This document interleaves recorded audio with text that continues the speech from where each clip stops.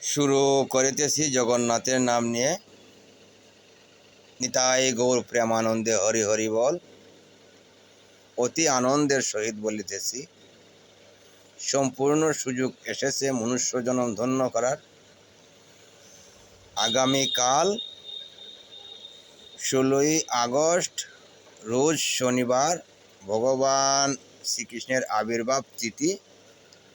সেই তিথি উপলক্ষে ব্রত উপবাস, সে দিনটা যেন ভগবানকে আমরা অর্পণ করে দেই।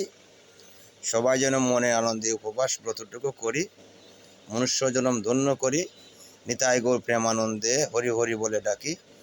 আর এই বিশ্ব ব্রহ্মাণ্ডের সম্পূর্ণ বিপদ থেকে যেন ভগবান গৌর হরি সবাইকে রক্ষা করেন, এই প্রার্থনাটুকু করি।